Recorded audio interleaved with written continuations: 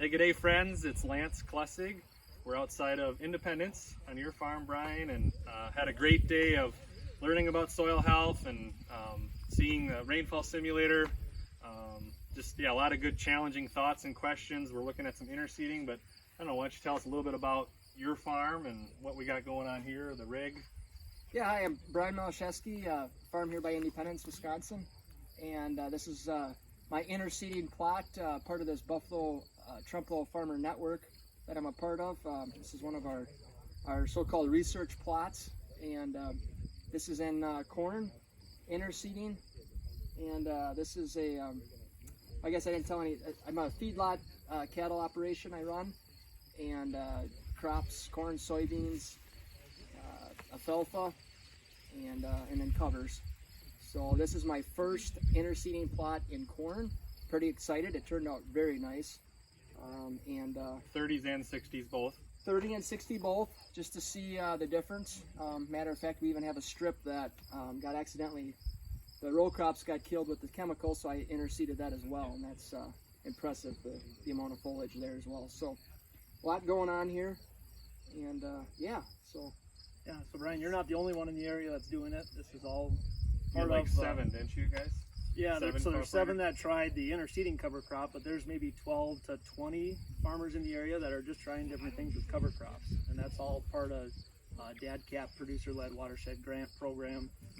So there's some money to play around with some of these demo plots and whatnot. This is one of those groups that got some money. So frost seeding, interseeding, broadcasting, drilling, all the ways you can think of putting cover crops in, this group has tried. Sweet. Can you tell us a little bit, Brian?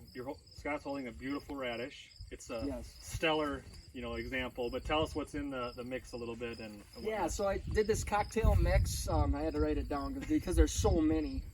We have Balanza clover, common vetch, crimson clover, faba bean, field pea, radish, rape, annual ryegrass, and there's another clover or two. So yeah, it's I guess the thought process there was the more species the better for this, just in case one or a few didn't turn out.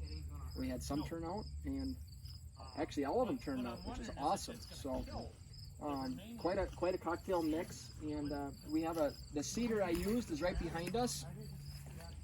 That is actually a prototype by Fenning equipment, and they were generous enough to allow us to use their seeder, and it worked fantastic. It's parked there in the corn, so to really show you that it can go through, it can go through 30-inch rows. And pretty heavy though. Very heavy planter. Like I said, it's a prototype, so it's in the works, but they are manufacturing them. I also have a rotary hoe that I built to do 30-inch rows with a seeder on it as well, which also works as well. So yeah, there's many ways to put this on, but that's what we used in this field. This is our, you can, Lance, you could search, see where all the sites are. There are 7 of us that successfully interseeded this mix, and 2 out of the 7 are going to be grazing, and the rest of us are going to be doing, actually in this particular plot, I will chop some off to see the growth, and then the rest I will actually harvest with the combine, and just so we can get a yield map of the yield. Right, but you did look at some numbers earlier, and it looked like it was 190, 200 bushel of corn potentially. Right, it should do 200 bushel, so impressive, because there's growth there, and it shouldn't hinder the yield. So it might not be top end, but what we're going to gain from the cover should make up the difference. Right. And top end's kind of relative.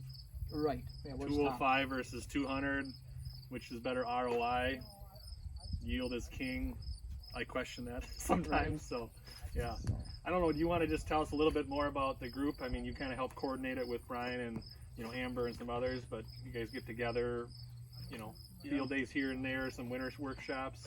Yep. Well, one more thing just about these different plots. I'm sure with technology we can probably drop the link that'll pull up pins of where all these farmers are in the area. So for our local listeners, they can drive by. For somebody who's driving through, maybe throughout the fall and whatnot, they can stop by. So we can post that link. Yep. But yeah, back to the group. So there's you know, Rachel Rushman would probably kill me if I got this number wrong, but we're like 20 to 30 groups across the state right now, Sure. and growing very rapidly. So this is just one of many, but Sure. you know, each farmer comes to the group with different goals for their operation, but this group kind of got together based on cover crops and did Right. some nitrogen efficiency use tests and whatnot. And you know, what I like about the group is they're all innovative. They all want to push the envelope, kind of see how we can do things different, how we can, you know, break those traditional molds to grow, you know, more profit, more yield.